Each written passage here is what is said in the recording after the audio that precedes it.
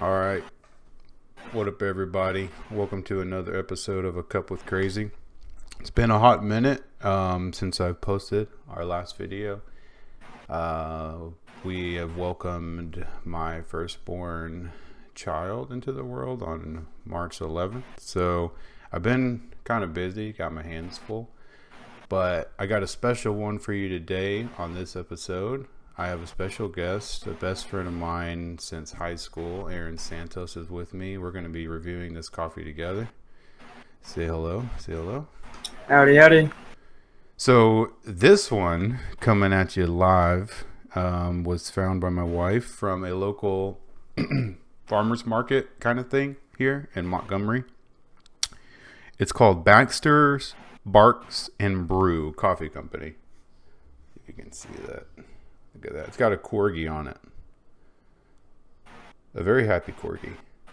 And coffee with a cause. This is the Texas Pecan Roast. So, their story, founded with the belief of great coffee can help fuel a great cause. 10% of each bag sold is donated to local dog rescues. We hope to bring awareness to all our amazing rescue groups and that we can help build a better future for all our four-legged friends. Pretty cool. Donate some extra money to the dogs to help out. And it's a local Texas roast. So if you're about the Texas life, you're about the Baxter.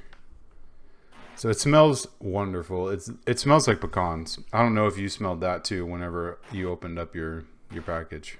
Oh, immediately. It was like very, very relevant. Yeah, it doesn't smell sweet. It just smells like freshly roasted pecans. It's $13 a bag. So, I mean, whenever you have things like this, coffees that donate to other causes and stuff, that paying the extra a little bit, not that bad. So $13 even for a bag of this. Today we're going to be drinking out of my St. Louis Zoo cup. I'm I love drinking this out cup. of my cancer cup that your sister and brother-in-law. Yes. And Cancer being the horoscope sign, Cancer. Yeah. All right, let's take a sip, and the slurp involved too here. That was a big one. This is extremely good. Pecan for sure. Pecan. It's this was a finer grain coffee. I brought the pre-ground coffee. It's already ground. It was finer, so you don't have to put as much technically to get the same caffeine boldness out of it.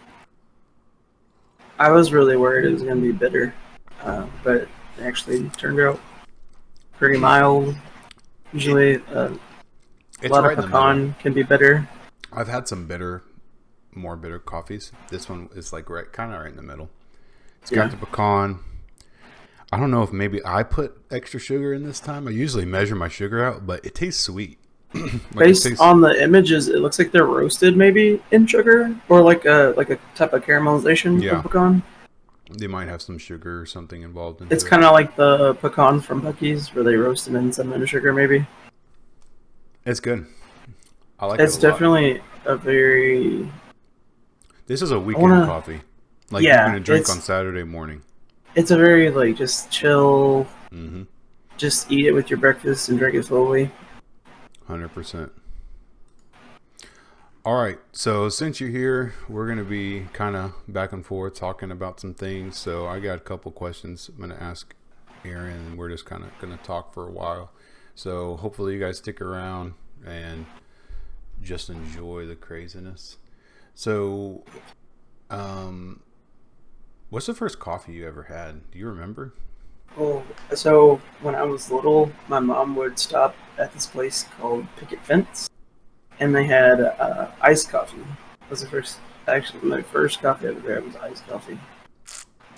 And it was really cinnamon, strong, centric coffee. Wait, how old were you? It had to have been like second grade, so it was like 8 or 9. Okay. Yeah, But my first coffee out of a sippy cup, bro.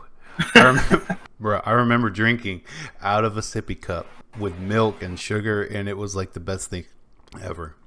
I don't even remember how old I was, but I was young. She would always be like, "Don't drink too much, or it's gonna stunt your growth." Which I don't know if that's even still a relevant thing. I guess technically you could stunt your growth with coffee. Maybe. I mean, too much of anything is pretty bad for you, but I've only ever heard that from my mother. I've never heard it from anyone else. I'm sure there's an article out there we can look up. Someone can post it for us in the link. In the comments. in the description down below. Gonna delve into some science findings while we're here. Was it good? Do you remember if it was good or not? Did you like it? So, at first, I was like, this is really different. It was a pretty strong coffee. They had some really strong beans. I don't remember exactly what they were, but I know it had a lot of whipped cream and a lot of cinnamon. And I was, like, determined to try it again, but, like, she was just like, adamant, you're going to stunt your growth. I only give you a sip just so you can try it. So, my next coffee was, like a regular caramel frappuccino after that. But, yeah, my first one was just, like, it's pretty strong. That's funny. Yeah, I don't even remember how old I was. All I remember is drinking from one of those sippy cups you can have, like the plastic twist-on lids with the 3 little holes on the top. And that thing was, like, I still to this day want to have that taste back in my coffee. Do you think it was Cafe Bustelo? No. It was just a pot of, like, they used like a little bit. Yeah, whatever they made that morning, they used it and then put just like a little bit in it and then put like 80% milk and like a little bit of sugar in it. And just a splash of coffee. That thing was the best stuff I've ever had in my life. I mean, it's like on The Office when Michael's like, milk and sugar. That's basically what you had. They accidentally spilled some coffee into it. Yeah. That's pretty much what happened. What's your favorite kind of coffee? Oh, it would have to be Cuban ever since I had it with y'all. Because it like it's a nice pick-me-up. It gives you a good, jolt to your system.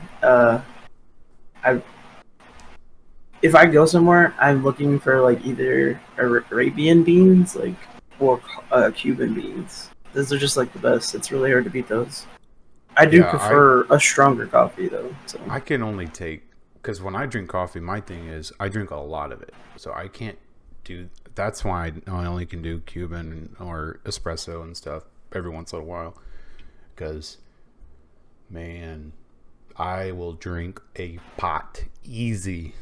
Like, I will sit there and drink this times 4 a day. I mean, it'll have you wired too. That's the problem. My head. Yeah, that's the other thing. It's like very caffeinated and strong. So, yeah, I prefer milder coffees myself, just because I drink so much. I think Trader Joe's has been the biggest selection that I've seen of like beans in one place, and I've tried a lot of them, but I really, like I said, enjoyed the Arabian brew and the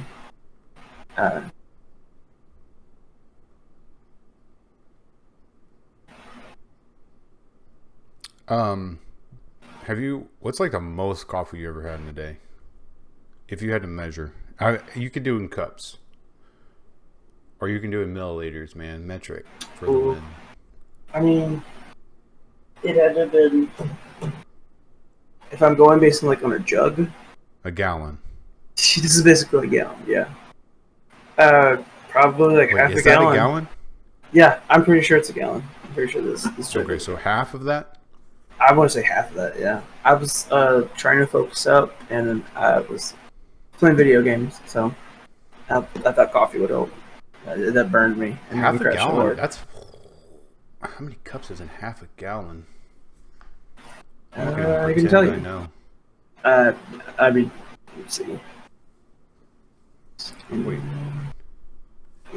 Gallon. Cups in a gallon. There is 16 cups in a gallon, so that means it's 8 cups of coffee. That's it? Yeah. There's 16 cups in a whole gallon? Yeah. That's If you scary. think of like a standard Pyrex, measure, 4 cups is a lot of water if you really think about it, because that's the You standard know, for a Pyrex. um, our coffee pot goes up to 12 cups. What brand do you have? Cuisinart, something or another. I'd have to check. Was it a It's just gift? a normal drip coffee Or did thing, you but go it to goes your up way to to 12 get that? cups. Huh? Did you go to your way to get that, or was it a Yes, gift? specifically. No, I mean, it was on our registry whenever we were getting married. And we specifically got it because it had 12 cups. I think I you can don't get know. a 14 cup option somewhere, but 12 is like usually like one of the That higher sounds ones. like it's built for an office or like a workplace. No, it's built for me. It's built for exactly what I need to get the most amount of caffeine I possibly can without having to brew another thing. I think the most of coffee I've ever had in a day would probably be a gallon, if I have to guess. A whole gallon. Is it like from start to finish, or did you wake No, up no, no. late? This is over a day. So the Dang. thing that's bad about coffee and caffeine, which is very addicting, is that coffee gives you that nice pick-me-up thing, makes you feel good, but it also can taste good. So you can get a sweet drink that's mixed with all this stuff, or you can drink it just for the sake of like saying, "Oh, I want some coffee to drink." So like for instance, for that day, I wake up, brew my pot, 12 cups, have my cup of coffee in the morning, probably have another cup, wait a while. Before lunch, when I'm starting to get like tired again or feeling like I'm losing my caffeine high, I'll have another cup. And each cup is probably when I say a cup, I don't mean a cup of coffee. I mean like there's probably 2 to 3 cups in the actual cup. So that by that time I've already had about 6 to 8 cups of coffee. Then if we go hang out with someone or go somewhere, it's like, oh, let's go grab some coffee. I'm like, yes, let's grab some coffee. Then they put espresso shots in. Usually when you go to a coffee place, they don't have a couple shots of espresso. I would like to know the amount of milligrams of caffeine I've had on that day. And then I come home at night. I'll have it at night because at this point, caffeine doesn't even touch me anymore. Like Probably had over it's almost 1,500 beyond milligrams. stimulating now. You're just on a different plane of existing because you're Yeah, so stimulated. it calms me down. It mellows me out. Yeah. I mean, I think if you give a kid with like ADHD or something some That's coffee, exactly what it is. Yeah, they are just gonna be like, yeah, it helps. It has a paradoxal effect. It does the opposite. yeah, it Um, acts like a depressant, right? hmm Have you ever had a bad coffee? Or what's the worst coffee you Oh, ever had? so I was at the MSc and I had plenty of time before my class, and Where's the I MSC? got in College Station, the MSc, or the was it Memorial Student Center, Yeah. Oh, and okay. Gotcha. College Station. And I was right before class when we were in college, and it was like burnt or something. It was just horrible. It Hmm. wasn't very good beans. It was either old and reheated or something. It was just like not pleasant.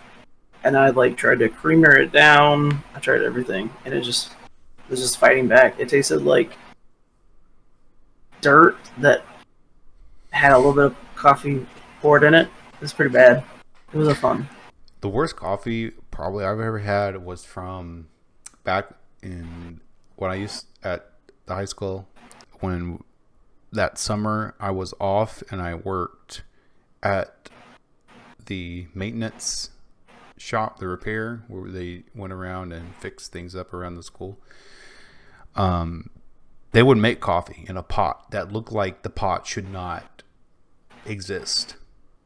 This pot Wait, was it old had or dirty? Like, it was both. It was past oh, old and dirty. It was like like it should be burned. This pot It was should not be in existence. It should not a relic exist. from a different age that was not There golden. was so much residue in the pot, you can almost not see the inside of the lining of the glass pot. And I like coffee. And I liked coffee back then too. Even in high school, I would drink coffee. And I probably would never drink coffee again if that was the only coffee I had as an option. It was horrible. It was absolutely disgusting. It tasted like I was drinking tar. There was nothing that could save it. Was there anyone who was like drinking it regularly? Like, yeah, all of the maintenance workers that have been there. Yeah. It's been built different. Oh. Mm-hmm. And a close second is any hospital coffee. Hospital coffee can be saved with enough creamer, though. But hospital coffees that I've tried are they're hard. They're very bitter. Very, very bitter. You think it's the beans or the machines roll? It's a concentrate. Oh. That it's already like pre-made. And so whenever you press the button to make it's like a little shot of this concentrate that gets watered down. Ooh. It's good. But, I mean, it does what it needs to do. When you're in the hospital, usually not for a good thing. You're either trying to stay up or trying to maintain some sense of, like, sanity. So, So with that said, did you drink any of that coffee while you were waiting for delivery for your newborn? Yes. So, we went in on a Thursday. Mm-hmm. To get induced. Thursday night, we tried to sleep, didn't sleep much. Friday morning, I drank like 6 cups because I didn't sleep. So I was like dead. And then that night, Friday night, we started the process going into labor and stuff early. Actually, Saturday morning technically, but we didn't sleep at all. And I didn't have coffee because I was just trying to I was in the middle of trying to go to sleep and trying to stay awake, so I just didn't have any. But yeah, I drink it. It's good. It's palatable. I mean, it's second to that ancient pot, but you make sound like a cast iron cauldron that brewed coffee. It was like that. You know how I've always wanted to try this. Have you ever seen those Turkish coffee videos or have heard about that? So like they get a little, it's almost like, it's like a metal little carafe, like a little pot, like a little... Like a cowboy pot? Like that you would hang over a fire? No. It's very small. And you put the grounds and the water into it. You mix it up and you put it in this superheated sand that is like hot sand that they like heat from a source underneath, and the sand is hot, and then you just leave the metal little pot in the sand and they kind of stir it and mix it up, and it looks absolutely wonderful. It sounds like you're cooking some clay, you're brewing some coffee. I've always wanted to try that. It looks good, but that has like the grounds in it, so I've always wondered, how it tastes, because they keep the grounds in it. Your most ambitious like coffee adventure, or do you want would you want to go on an adventure where you pluck the beans yourself and brew them that same day? No, that's way What's too your most I mean, I want to go on the adventure where they give me coffee for free and I drink it. So it's like a coffee tasting, like a beer tasting or wine tasting? I don't know how good that would be though. I would want it where you only do it like once a day, because that would be like probably the coffee I'm trying is gonna, when you're trying a bunch of coffee at once, I now actually can overdo it. So if I drink more than like 4 cups, like actual cups at a time, I start feeling like hazy and doesn't make me feel good. So I have to space it out. Oh yeah, we're definitely getting to the point where we're old, and like even just a Red Bull will make me feel so bad. Like And it's just like any type of caffeine concentrate makes me feel real jittery, and the crash is like worse than anything I've ever experienced. So, um, moving on to our next little segment I'm doing here. So, I kind of want to do a little talk because I'm going to call it the crazy hour, but it's not going to be an hour. It's just going to be however long. Where we talk about things that I think are crazy or something that's going on, some pertinent thing happening today. So, what's crazy is that 1 in 5 people in the U.S. have a mental health illness, with the greatest percentage being 18 to 25-year-olds. Mental health awareness is this month. I did not know there was a mental health awareness month, which I think is a very good thing. So, as someone who has struggled with some mental health issues myself, you think people have a hard time talking about their mental health nowadays? Oh, for sure. It's still, even with a month to talk about it and bring awareness, there's still a stigma because people think they're going to end up in a rubber room, or like people are going to still like outcast them. There's definitely still like a giant stigma behind it, to the point where people just don't want to seek help. They'd rather try to deal in different ways I've and just also hide heard it. I've also heard people who are scared of being on medicine that can maybe like stunt their creativity or who they are, kind of lose part of themselves whenever they start some of these medicines that help deal with some of these mental health illnesses. I've heard that argument as well. People saying like, I don't want to do anything about it, or I don't want to talk to people about it, kind of suppress it so I don't have to, start all these medications. So, like, a lot of people feel like, I don't want to be a zombie, or I don't want to kill my ambition or kill who I'm, like my true self, because people feel like it suppresses who they are, like their personality or like their energy. And there's also people who just have never really had anyone to talk to, and probably don't know how to reach out and ask for help. Because like we are always like told, asking for help means you're falling behind or you're weak. So that is very spot on. The pandemic has probably also made that really bad on people. I've heard that was, I can only imagine, like the social isolation and not being able to see and talk to people. I mean, I think I read somewhere that agoraphobia is becoming even more rampant because people just found more reasons not to go outside because of the pandemic. So that is definitely a problem. Like you said, isolation. I know some people who haven't seen their parents since the pandemic started in December, December in you know Wuhan. People started already like, oh my god, this virus is coming. They started isolating. So they still haven't seen loved ones and family members in over a year. Yeah, I think it also gets easy. Like for me, like whenever we were here during the pandemic, and I was working and we were just kind of chilling, it was very easy for us to just stay at home. Um, and I think you kind of have to break out of that a little bit. I mean, we still have to be careful because we're in the process of, getting more vaccines out and getting people the herd immunity.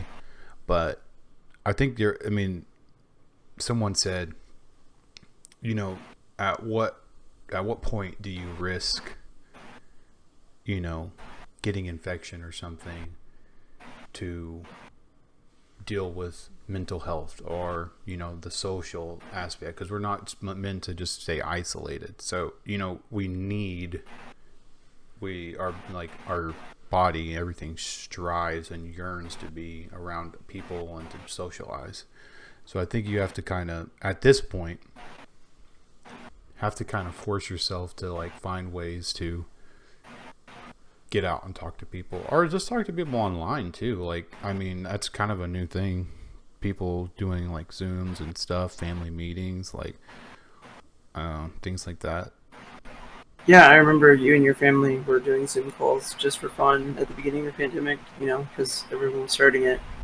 And I remember, like I think Carly and Kirby were posting on Instagram, like just y'all still Yeah, trying to talk to each other and stay close because I know y'all are really tight knit. But more to what you said, it's like the risk. Like for me, I isolated pretty quickly because I have health risks. I'm diabetic and I have high blood pressure and stuff. But during the pandemic, I started dating my current girlfriend, and I I feel really guilty about it in retrospect. Like at first, it was like a rush, but I ended up going to see her behind my family's back, and a lot of the guilt ate away at me at first. Like, what if I catch it and bring it home and get somebody?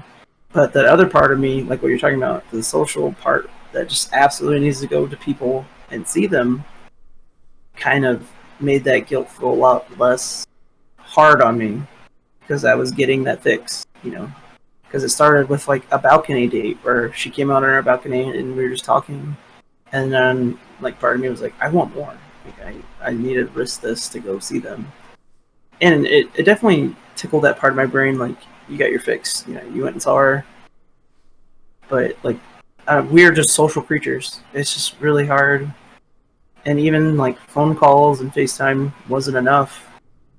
So I don't know. Like the pandemic was really hard, and I did do some risky things. I don't know if I regret them now. Like my family knows what I did, and they weren't mad.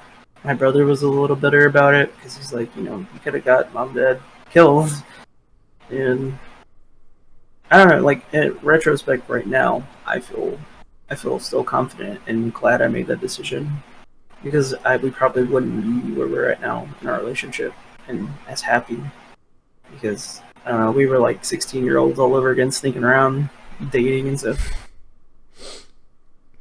yeah. It's like I could only imagine what it was like during like the Black Plague or something like that, where like if you got sick or if you did went out, like it was just like you were gone, like it was over. I'm There sure was no families were treatment. exiling family members. One Yeah, I cough couldn't. and a sneeze later, you're sleeping outside. Do you think social media plays like a negative, positive role with uh, mental health and like the stigmas and things behind it, or do you think Lately, it brings awareness?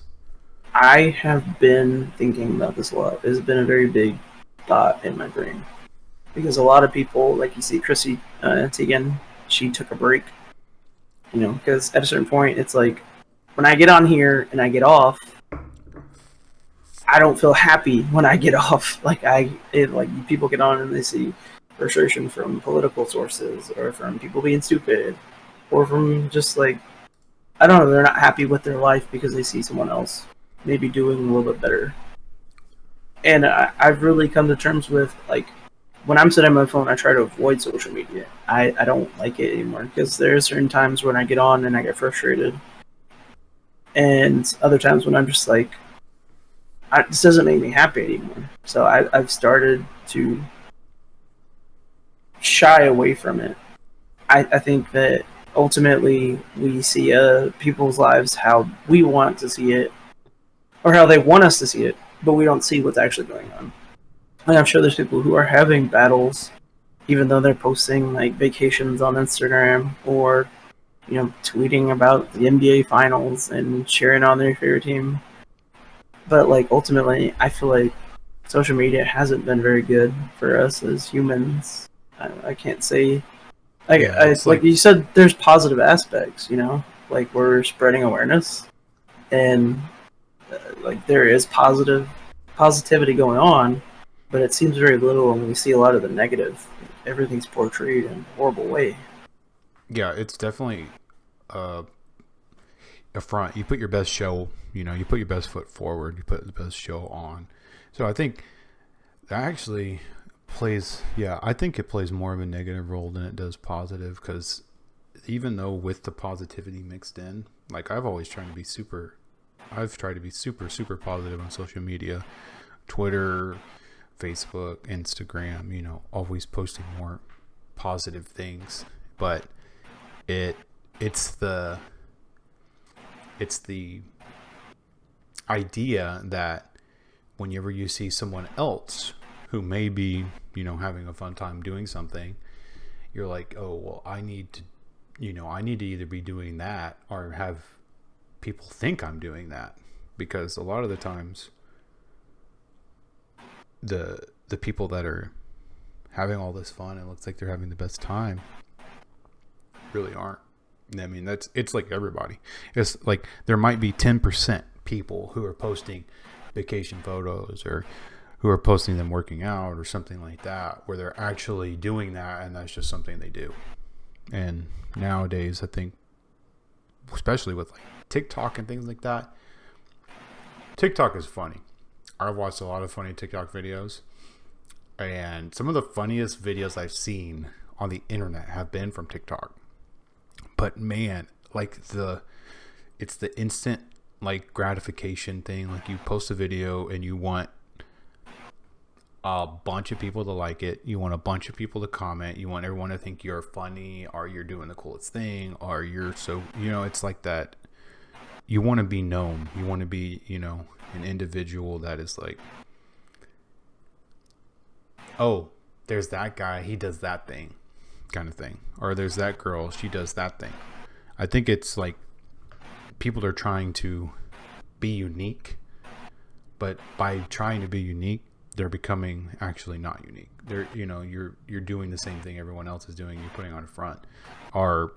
I believe our mistakes and our flaws are what makes everybody, the person that they are. Like your worst attributes are the things that make you the best you. Like, so I don't know. I think social media usually tends to be negative, towards the negative side. But there is some positivity in it. I will admit there is some positivity.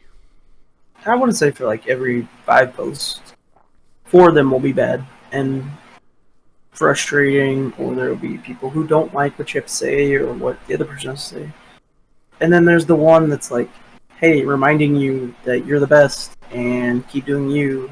There's one in like every 5, and it's really rampant how like it's so easy for people to be negative too and hide behind a keyboard. Like on Twitter, there's almost pure anonymity where anyone can make a profile and just go on your posts and be like, you're an idiot. Yeah, I found Twitter to be some of the worst. Twitter is probably one of the worst outlets as far as like the hate and meanness, and there's a lot of bullying on there. There's definitely like groups and cliques where people will band together and go tell a person they're a straight up idiot. And that's probably, that plays into why people hide stuff, because if you post something like that, you're kind of open. Oh yeah, it's like feeding the hounds, really, like just giving them something to like gnaw and chomp at. And everyone has personal opinions on things too. So yeah. What about like movies or video games? Do you think those can help or hurt mental health? I feel like a movie is a book where you don't have to really turn your brain on. It does the work for you. And lately I found movies probably are a good escape, because during the pandemic, a lot of people, I noticed that they missed the movie theater. And for me, the movie theater wasn't always like this grand experience. But then I really sat there and thought about it. And a movie is a good way to escape. Because while you can have your nose in a book, that's an escape. I think movies are a little bit more immersive.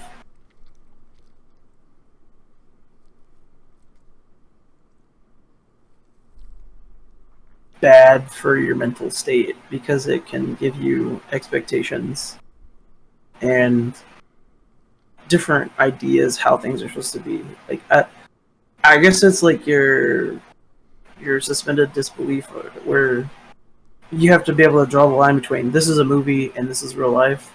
But some people get really invested in movies. Yeah, like when I watch movies, I remember when I was a kid watching Star Wars, the original Star Wars, the 3, 4, 5, or yeah, no 4, 5, 6, and whenever I think was it Princess Leia or who that was like putting the ribbons around like Han Solo and Luke and and Chewbacca like after they had won and finished at the end of the movie.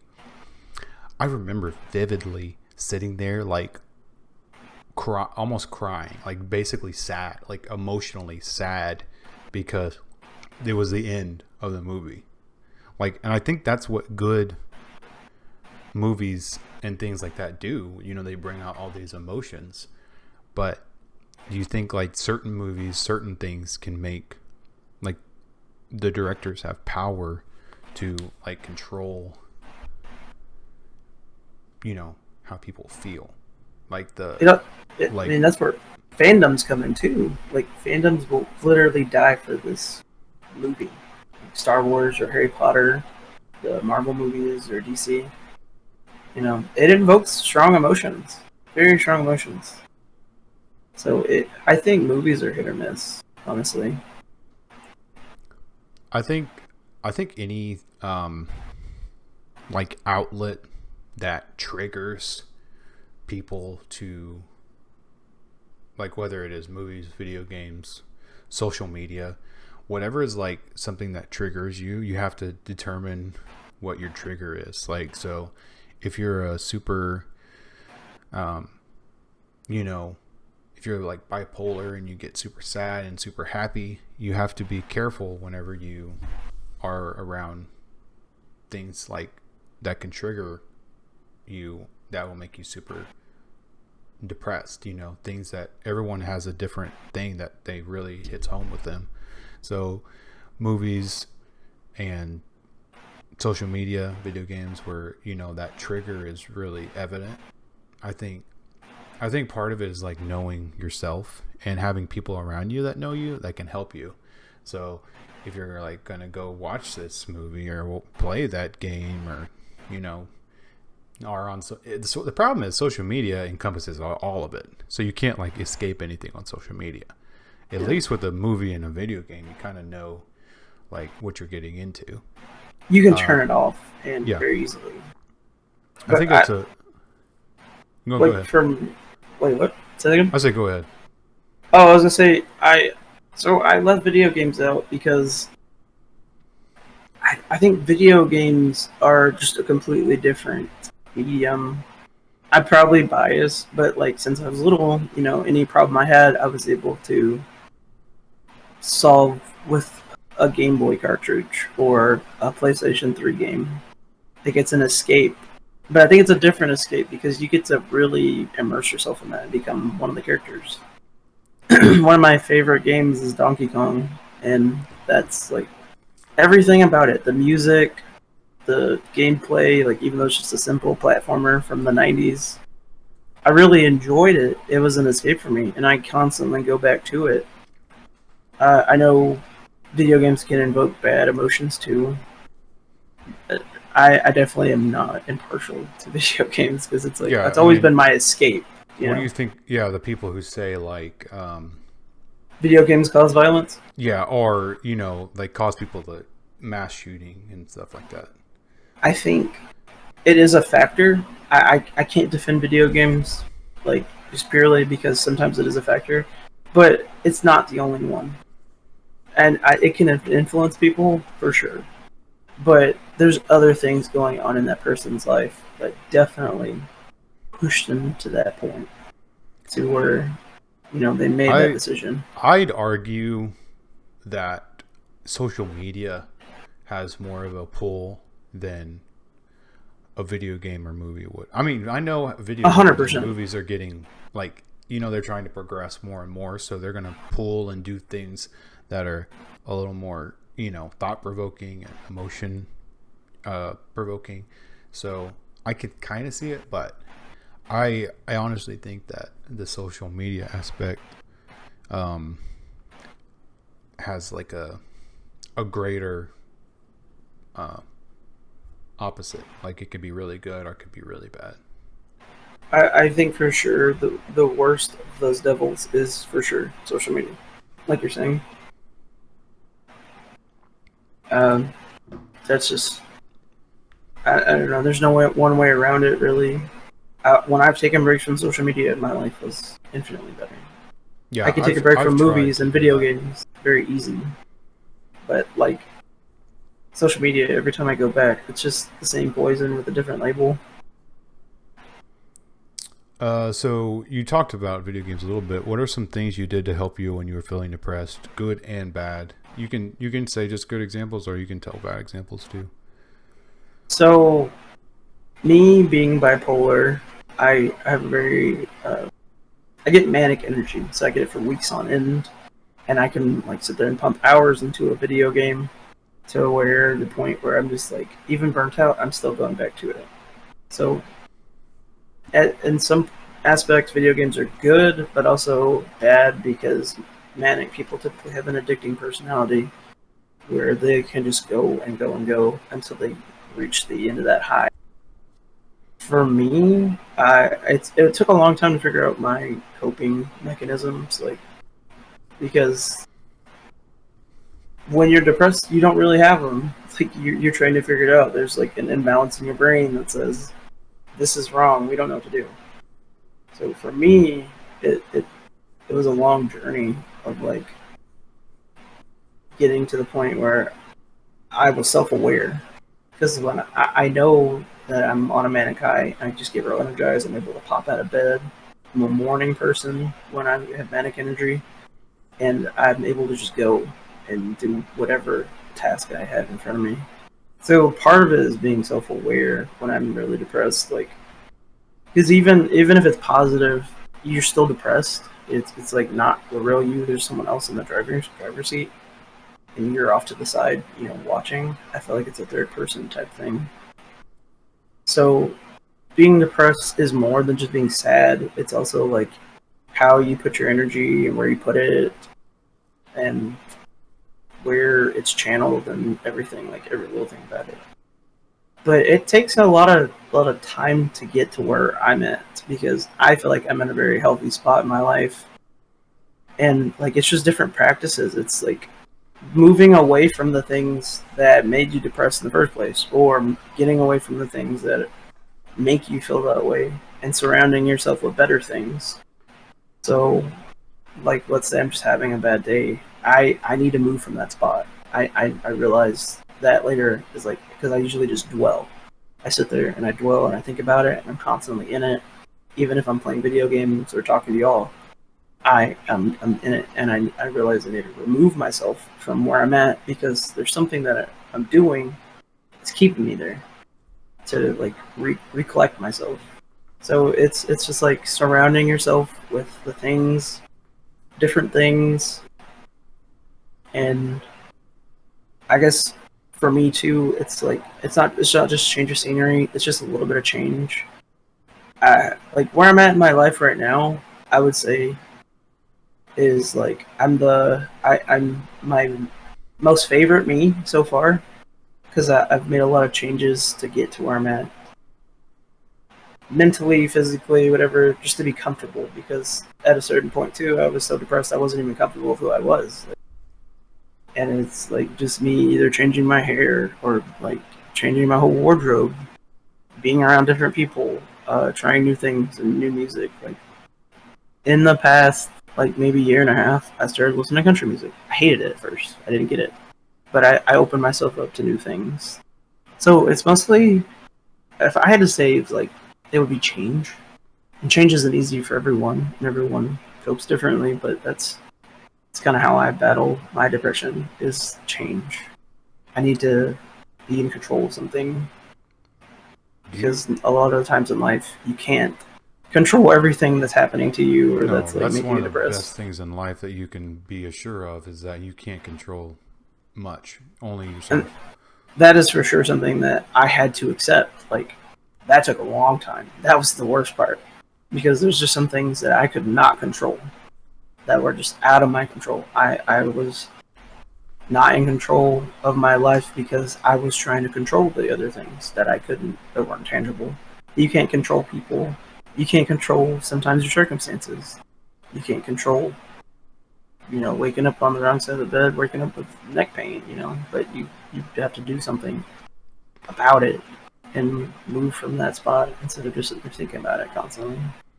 Do you think if someone would have offered, like, let's say you had the option of like free counseling or something like that, even before you're like more willing and open to talk about it, do you think when you were going through some of your worst times, do you think you would have accepted it and gone and talked to people about it?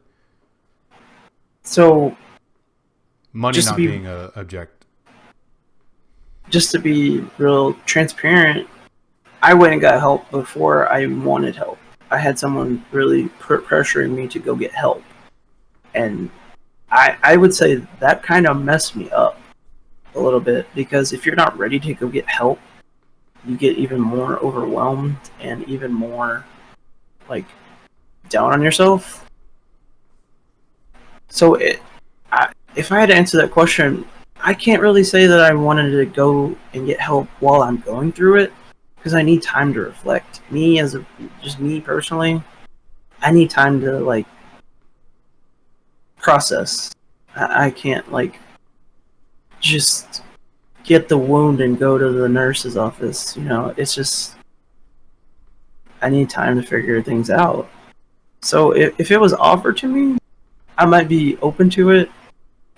It would, like, with not the current mindset that I have, but like dealing with trauma immediately while still like bleeding and an open wound.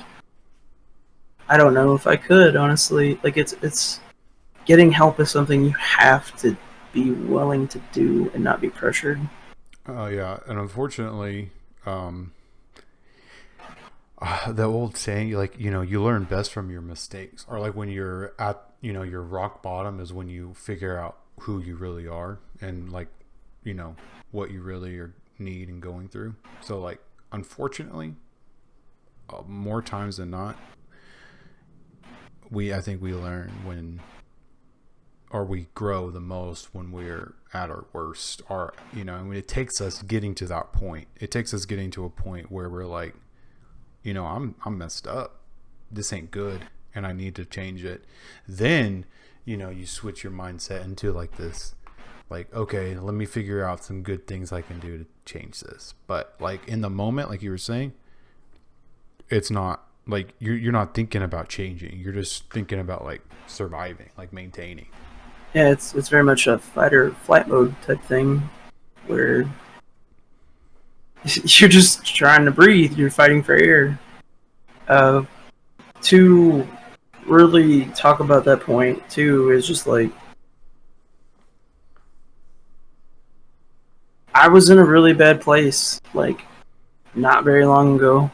Even before that, I was in a pretty bad place, but it wasn't exactly rock bottom. But I made it to a point where it's like, a lot of the times I would have like suicidal thoughts. I, would, I was honestly thinking, I want to kill myself. And that, even then, didn't feel like rock bottom. It was really just like seeing everyone around me like just be like in full alert mode all the time. Like, is he okay?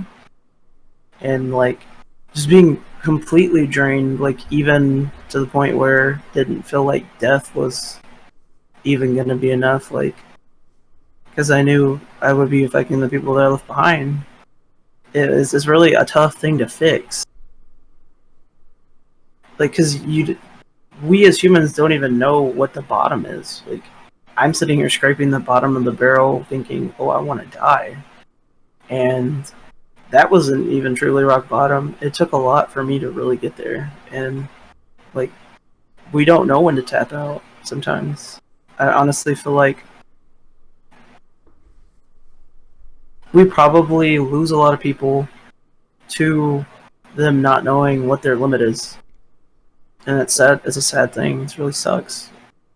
So my thing that I would really like to just like stress on this whole thing is your mental health does matter. You do matter, and you're not alone. I have had I've expressed that a lot to a lot of people, is that you've always been there. It's really crazy thing. You always would text me at my worst points. It was weird. It was the weirdest thing. I'm literally going through it. Like, I'm sitting on the edge of my bed crying or just thinking of these worst thoughts. And the text would pop up on my phone while it's in my pocket. Hey man, what are you doing?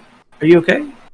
And it was like this mystical thing. It's like, it's truly like, God was just like, do you need to text him? Some like, I don't know. Every I was going time. to say that. I mean, like, whether or not you believe in whatever you believe, I personally believe, that there's like coincidence and stuff like that don't happen. Like, I felt tugs on my heart to check in and to make sure everything was doing okay.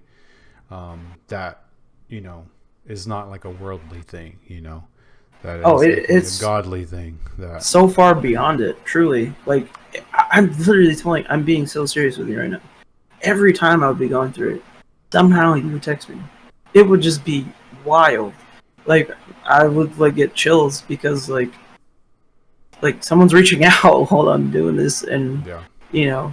I didn't always just be like, say, yeah, I'm fine. Sometimes I would just be like, I don't know. One time I know I like just didn't text back because even though people were reaching out, you thought I was dead. You were like, it was summertime and you hadn't seen me in a long time or heard from me, and you're just like, man, you might be dead. Like, but yeah, it was the strangest thing, So every time. you think having people, like, you think that would have changed anything? Like you said, like, whenever you were at your worst, do you think if that you had, people who are regularly checking up on you, like, what would you advise people who may be struggling with some of that same stuff? Like, do they need to find someone that is like, a good, healthy person that they can talk to about stuff? Or, what ways can people prevent this? I mean, to a certain degree. Sometimes you can't prevent things. Some things are going to happen because, unfortunately, that's, some people get to a point where they can't turn back. But for the people who can turn back, what do you think would be like, something that could help them out? Oh man, isolation is the number one enemy there. 100%. If you're isolating yourself or you're alone, that your brain's telling you nobody cares, nobody's there for you, nobody will care if you're gone, and just having people reach out. Like, the best thing I can say for someone going through it is talk to those people who are reaching out. Give them the time of day. They're reaching out for a reason because they know something's wrong. They see it. I don't really know if you saw it, but there were times where just like you text me, like I said, out of the blue, and it would be the one thing that keep me away from the ledge, like just from spiraling down into a really bad spot. And for people who are seeing other people go through it, where I've like had friends who like are just like going through it, I would say reaching out, just checking, just like, hey, it doesn't even have to be a conversation about mental health. It doesn't even have to be like, how are you doing? It could be like, hey, I read this magazine the other day, and there was this article. Like, just talking to someone and being there with them, they'll eventually open up, because when we started this, we're saying we're social creatures, and that part of you is going to kick in, and it's going to make you want to open up and talk to somebody about it. So reaching out and talking to the people reaching out is the number one thing, because isolation is the monster you're battling there. Yeah, I will definitely have to agree. Well, I mean, if you have anything else, I see you're wearing a Mental Health Matters shirt. That's pretty cool. Where'd you get that from? I got it off Etsy, actually. I actually have the thing right here. Her name is Madison Rose Designs. She has an Instagram. She has an Etsy shop. She's very, very sweet, and she worked with me because my shirt, she ordered the wrong size, and she said, "Hey, I'm really sorry." And she contacted me immediately. She gave me like a whole coupon and everything, you know. So yeah, she definitely she pumped the shirt out. I ordered it last week, and I got it here yesterday. So fast shipping and everything. Definitely shop small because all those people are very creative and deserve support. Yeah, and especially during the pandemic, you know, all Oh, those 100%. the mom and pops that are like, brick and mortar shops got hit hard. So now with all the online stuff, it's booming. You can order just about almost anything now online, things that Oh you yeah. couldn't get before. And to answer your question, to anybody just listening, the thing that I have to say is like, you don't know me.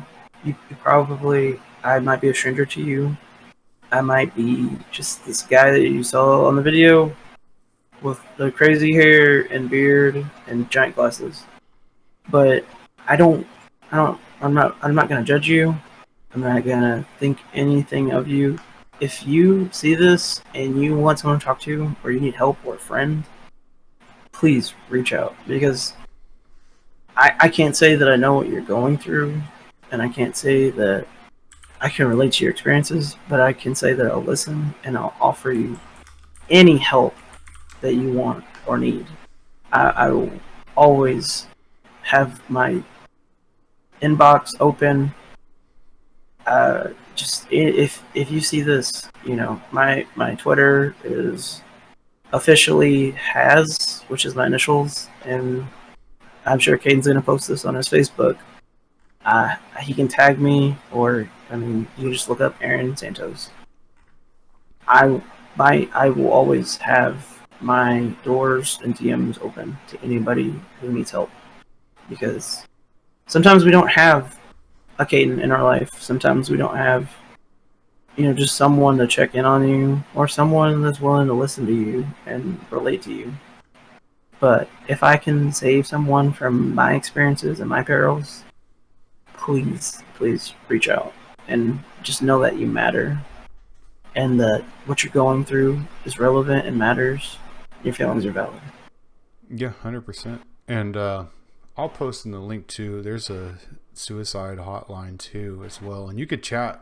I didn't know that, but you can chat like Oh, uh, they'll yeah, text, like DM, text and everything. everything. Yeah, You don't I have to think talk on that's the phone if you have anxiety already and you're in a bad spot. They'll just text you. yeah. Cool, cool. Well, thanks for hanging out with us. Thank you, Aaron. The coffee was good. So I I would actually say ran out about like 10, 15 minutes ago. So I'm definitely going overall to have to on go get the some more. food taste scale, truly, it's about an 8.5 out of 10. Yeah, it's almost it's about an 8. Yeah, it's 8.5 or so. With the right creamer and Yes. probably a dash of cinnamon, I think it would be a solid 10. It's worth the price and everything. This is a good cup of coffee. Yeah. So once again, thanks for hanging out with us. Hopefully see you soon. But until then, take it easy.